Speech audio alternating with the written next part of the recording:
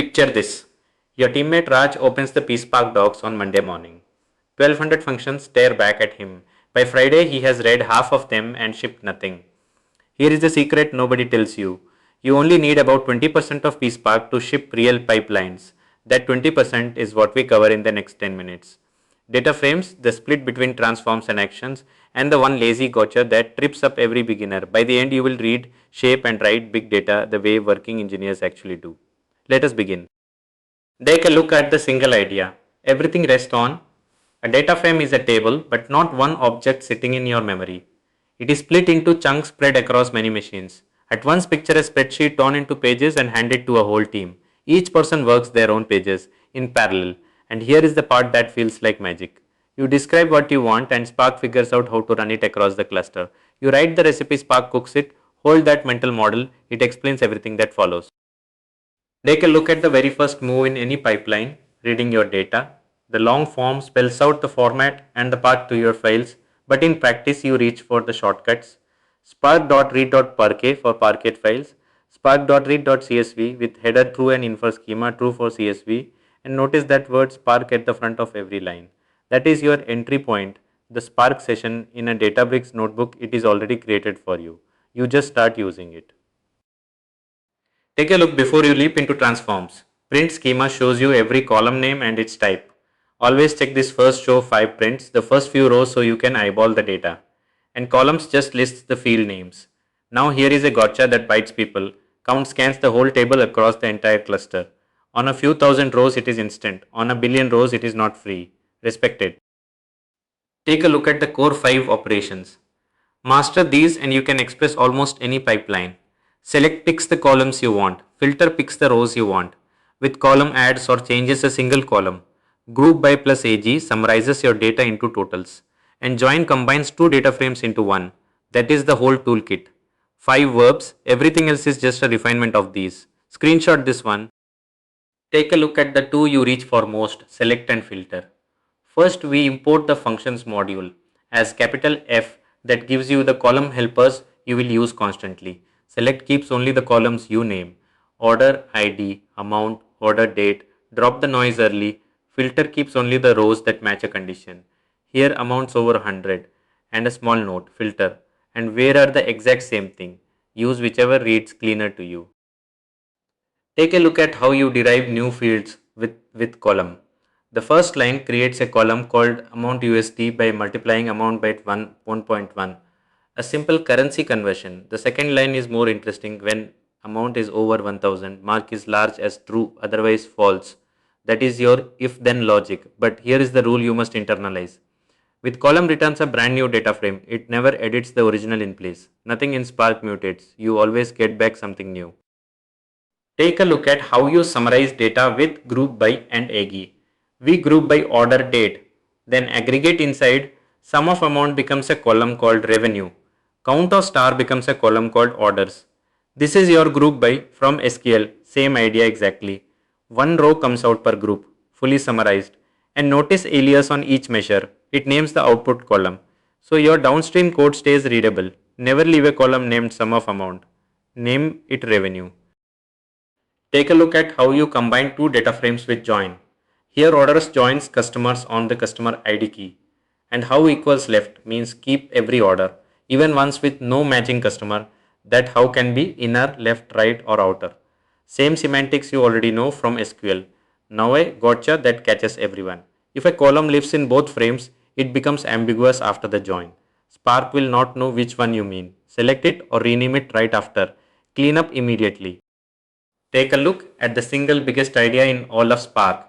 There are two kinds of operations and they behave completely differently. Transformations like select, filter with column and join build a plan. They run nothing. Actions like show, count, collect and write trigger that plan and force real computation. So picture it as two columns.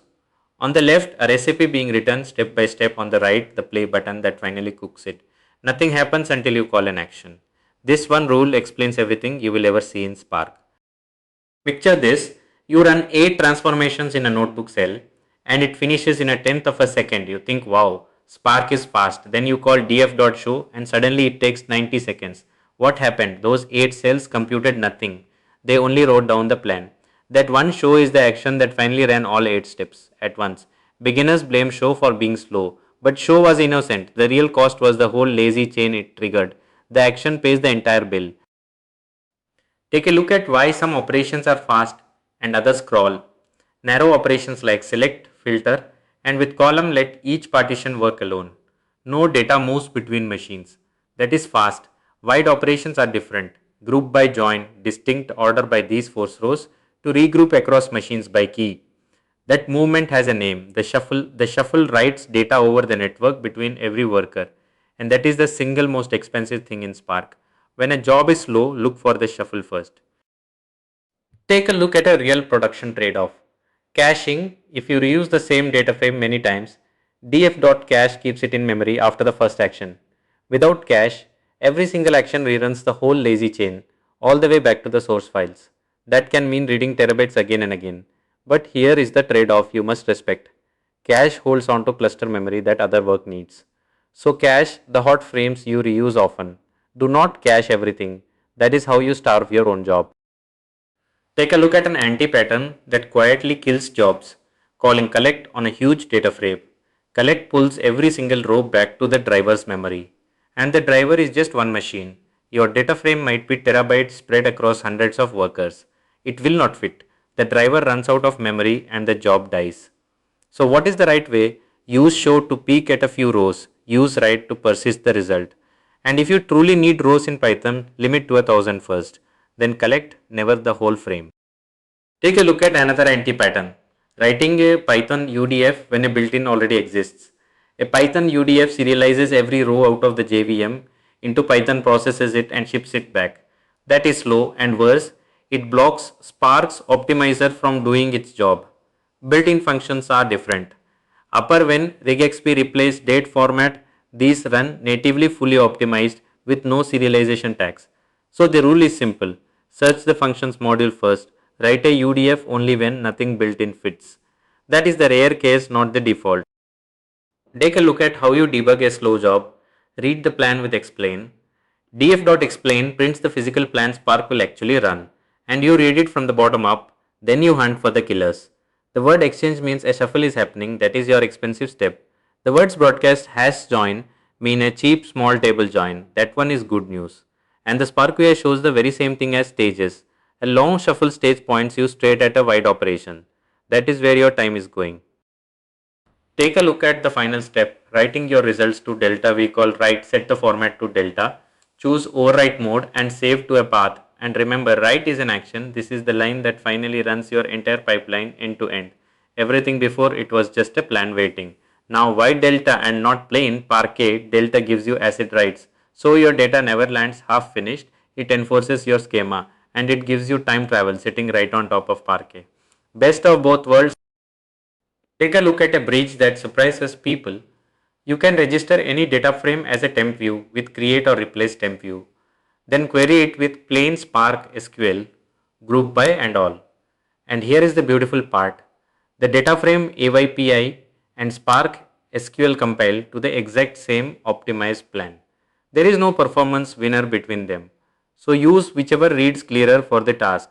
Prototype quickly in SQL, then productionize in the data frame AYPI, or do the reverse, mix them freely. They are the same engine underneath. Take a look at the whole lesson on one card. The flow read with spark.read, shape with select, filter with column, group by and join. Then write to delta the lazy rule. Transformations build a plan, actions like show, count, collect and write. Run it and performance. Narrow is fast with no data movement. Wide means a shuffle and that is slow. Cache the frames you reuse and never collect the whole frame. Prefer built-ins over UDF screenshot. This it is your field guide. Take a look at how to explain PySpark when an interviewer asks, say this a data frame is a distributed table, transformations are lazy and actions trigger the actual job. Then go one level deeper.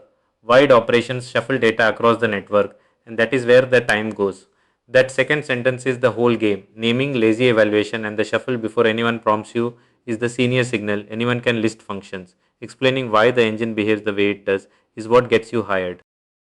We just covered the 20% of PSpark that ships real pipelines. You can now read, shape and write distributed data. And more importantly, You understand why it behaves the way it does. The lazy plan, the shuffle, the trade offs, that why is what separates an engineer from a copy paster. Next, you build the full lakehouse. Delta, the medallion architecture, jobs and optimization in the complete Databricks course link below.